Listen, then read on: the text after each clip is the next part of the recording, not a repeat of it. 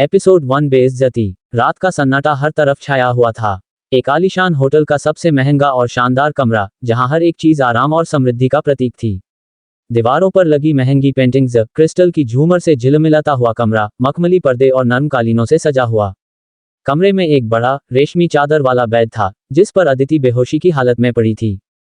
उसके लंबे, काले बाल बिस्तर पर बिखरे हुए थे, जैसे कोई रेशमी जाल हो, और उसका चेहरा उस पल भी एक गहरी नींद में डूबा हुआ था। उसके होंठ सूखे और हल्के गुलाबी थे, मानो उन पर कोई जज्बात छुपे हुए हों। अदिति का शरीर हल्का सा हिल रहा था, उसकी सांसें धीमी लेकिन एकरूप थीं। कमरे की खामोशी में सिर्फ उसकी सांसों की आवाज सुनाई दे रही थी। कमरे का माहौल भारी था, मानो कोई बड़ा तूफान आने वाला हो। बिस्तर के पास एक टूटा हुआ शराब का गिलास पड़ा था, जिससे शराब की बू हवा में फैली हुई थी। जमीन पर बिखरी हुई चीजों से ऐसा लग रहा था कि यहाँ कुछ बहुत बुरा घटा है।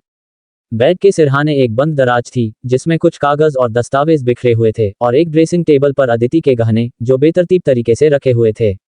कमरा साफ सुथरा होने के बावजूद उसमें एक अजीब सी अस्त व्यस्तता झलक रही थी। अचानक सुबह की पहली किरण खिड़की के पर्दों से छनकर कमरे में दाखिल हुई। अदिति की आंखें धीरे धीरे खुलीं। उसने अपने चारों तरफ देखा, और कुछ पल के लिए सब कुछ धुंधला था। उसकी नजरें धुंधली थीं, और उसका सिर भारी लग रहा था। जैसे ही उसे होश आया, वो घबराहट में उठने की कोशिश करने लगी, लेकिन उसका शरीर अब भी कमजोर था।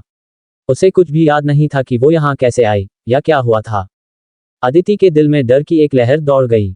उसने अपने चारों ओर देखा, उसके कपड़े थोड़े अस्त व्यस्त थे, और उसका सिर दर्द से फटा जा रहा था। वो बिस्तर से उठने की कोशिश कर रही थी, तभी दरवाजे के पीछे से अचानक से शोर सुनाई दिया। दरवाजा धक्का मारकर खोला गया, और कमरे में कई लोग आ गए। चमकते कैमरों की फ्लैश लाइट्स ने उसे एक पल के लिए चौंका दिया। मीडिया के लोग, पत्रकार और फोटोग्राफर अचानक कमरे में आ गए। फ्लैश की चमक से अदिति की आंखें चौंधिया गईं। हर तरफ से सवालों की बौछार होने लगी। आप इस कमरे में क्या कर रही हैं? ये सब कैसे हुआ? आपके साथ कौन था? उसके सामने खड़े लोग उसकी तस्वीरें खींच रहे थे, और उसकी हालत को देखकर कैमरों की चमक और तेज हो रही थी। अदिति पूरी तरह से हिल चुकी थी। वो समझ नहीं पा रही थी कि वो यहाँ कैसे आई, ये लोग कौन हैं, और सबसे बड़ी बात, उसके साथ क्या हुआ था। कमरे के एक कोने में खड़े कुछ और लोग भी थे। उसकी सौतेली बहन, रिया, एक क्रूर मुस्कान के साथ खड़ी थी, मानो इस हालात से उसे कोई खुशी मिल रही हो। रिया ने एक ठंडी नजर से अदिति को देखा, और बिना कुछ कहे अपनी जगह से हट गई। अदिति की नजर अचानक अपने पिता पर पड़ी, जो कमरे के दूसरे कोने में खड़े थे। उनके चेहरे पर गुस्से और शर्मिंदगी की लकीरें साफ दिखाई दे रही थीं। उनके हाथ मुट्ठी में बंद थे, और उनकी आंखों में एक अजीब सा आक्रोश था। ये क्या किया तुमने, अदिति? इस हालत में तुम कैसे यहाँ आई? हमारी इज्जत का क्या होगा?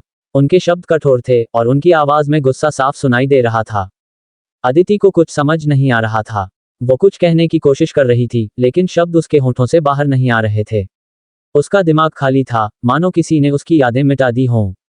उसके पिता का गुस्सा और बढ़ गया। तुम्हें समझ में आता है कि ये सब क्या मतलब रखता है?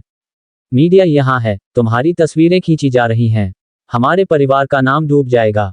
क्या ये सब तुम्हारी साजिश थी?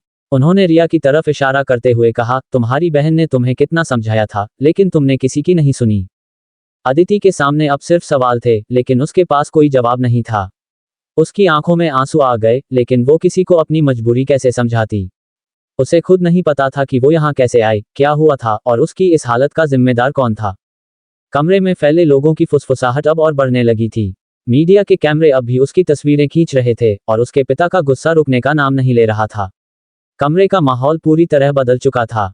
अदिति अब एक साजिश का हिस्सा बन चुकी थी, एक ऐसी साजिश जिसकी उसने कल्पना भी नहीं की थी। उसकी बेइज्जती अब सार्वजनिक हो चुकी थी, और वो समझ नहीं पा रही थी कि कैसे खुद को इस हालात से बाहर निकाले।